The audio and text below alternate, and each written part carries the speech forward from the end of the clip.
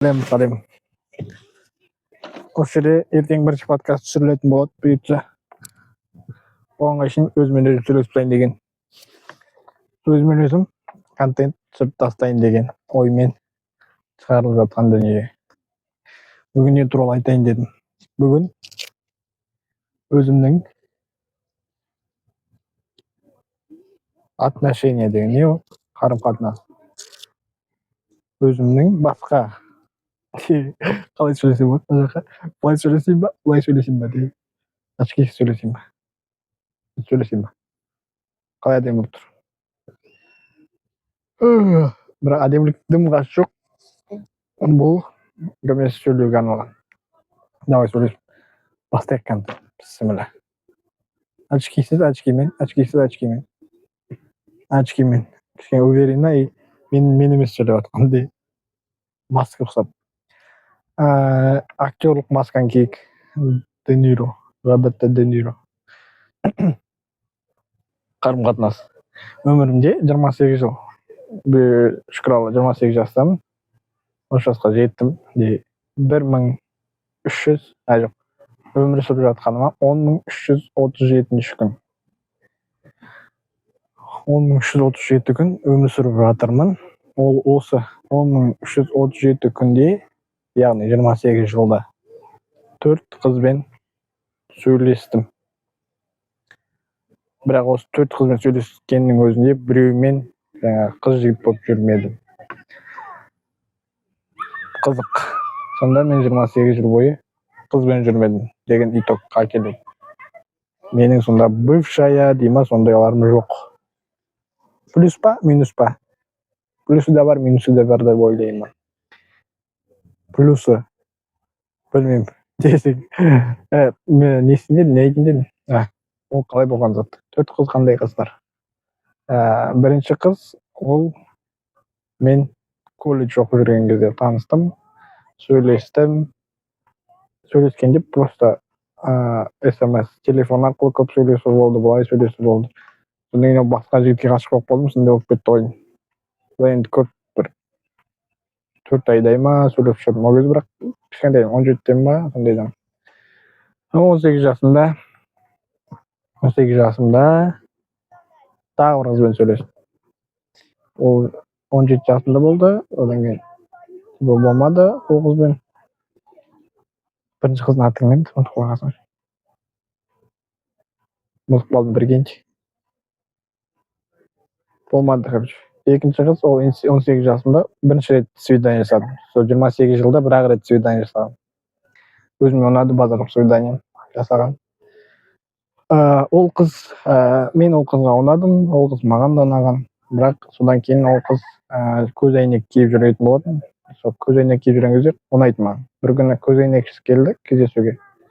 И ұнамай қалады ғой, короче. Бір күн болғанда сөйлескенім қанша 2 апта ғана сөйлестік сондай. Сразу свидание шақырдым. Сөйлесіп, короче, ұнамай қалады, сондай болады маған. Сол сөйлеспей кеттім. Сондай болып кетеді.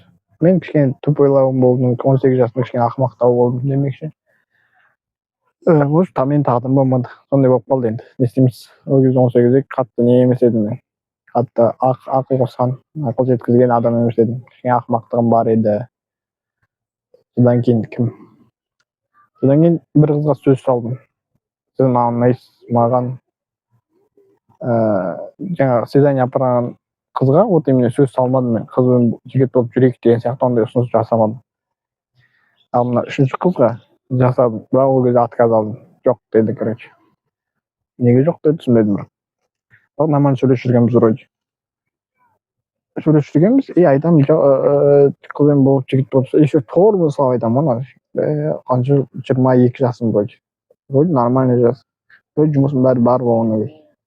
Или 20 жасым бар. Нақты білмеймін. Ұсыныс жасай, қызбен жігіт болып жүрейік, сіз маған ұнайсыз деген сияқты айттым.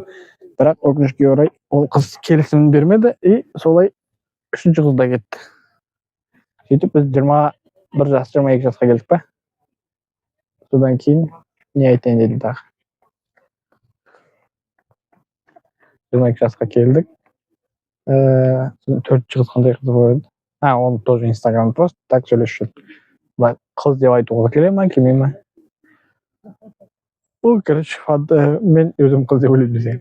Қыз болғаннан сөйлесіп жүрген қыз ретінде санадым мен. Былай енді кездеспестен дегенбіз. Бірақ ол қыз қазір үйленіп кетті. Сөйлесуден ары бармадық. Сөйлесуден кездесуге деген сияқты ондай ештеңе болмады. Сөйтіп 28 жылда 4 қыз қарап отырғанбыз. И білмеймін, бұл неге себепті олай болып жатқан, өзім сондай не болып жүрмін ба, әлде тормозбын ба деген сұраққа жауап келсе, жоқ, вроде тормоз емеспін. Любой қызбен, кез келген қызбен сөйлесе аламын деп ойлаймын негізі. Бірақ енді андай не бар, қызық мақал сияқты не бар. Сол 20 жасымнан покер ойнап, покер деген карталық ойынмен қызыға жүрген кезде андай бір сөздер болады солардың.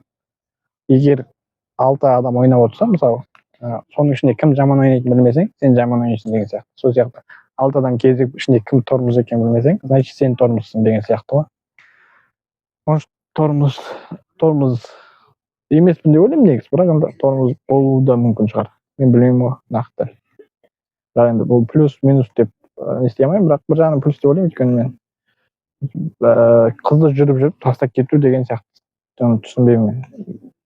Мысалы сөз айттың, қыз ұнады саған, сөз айттың, келдік те, ары қарай до конца бару керек деп, сондай миымда сондай қағида ма бар ғой деймін. Сол себепті деп ойлаймын негізі. Сол себепті көп қызға көп сөз айта бермейтінім рас. Көп зерттеймін ба, может, білмеймін. Нақты несін білмеймін. Бірақ енді 20 жастарымда енді кішкене батылдық жетпеген жоқ. Қазір батылдығым бар, шүкір Алла, бірақ көп қызбен былай сөз айтып не істемеппін. Әкем жоқтығында, бұл проблема әкем жоқтығында болуы мүмкін ба деген сұраққа жауап берсек, может быть, мүмкін, ол да мүмкін. Андай да әсер қалдырып жатқан шығар. Өйткені анамның жалғыз өсіп кеткенін көресің, и типа біреу қызға бүйтіп алып оны тастап кету деген сияқты, ол типа анамды тастап кеткен соң мен типа біреуді алып тастап кете алмайсың. Өмірімде сондай жағдай болып жатқан соң, мүмкін сол да болар. Қазір 28-демін, енді болашақ әйелін көріп отырса, сәлем. Мен бывшайым жоқ. Бывшайым болмайды да деп ойлаймын. Мен дайындаған жарымды до конца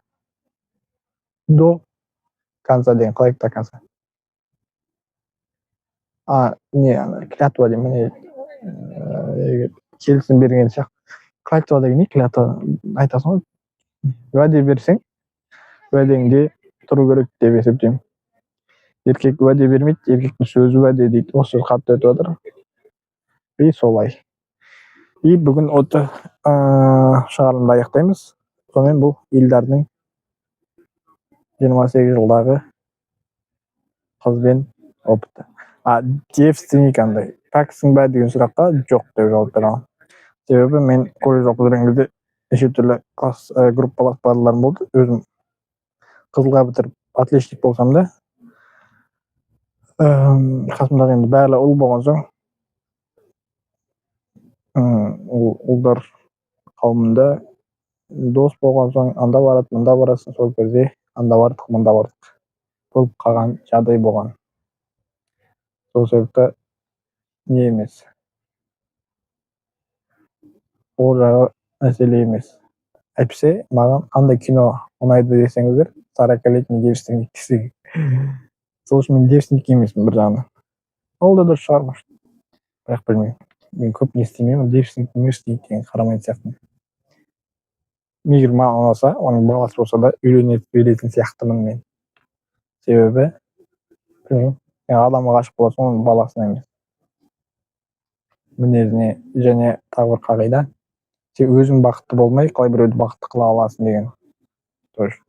Күшті сұрақ. Тек бұйыртса подкаст болады, осы жерде түсіруге тырысу керек, осы жерде түсірейік бұйыртса. Мен Айдана ханыммен, Анаркулова Айдана ханым бүгін қонақта. Все. Бәріне сәлем. Бүкіл әлем. Бұл 28 жаста жазған бірінші жеке тақырып ретінде алған подкаст. Өзіңмен өзі подкаст деп жауап берсең. Солай.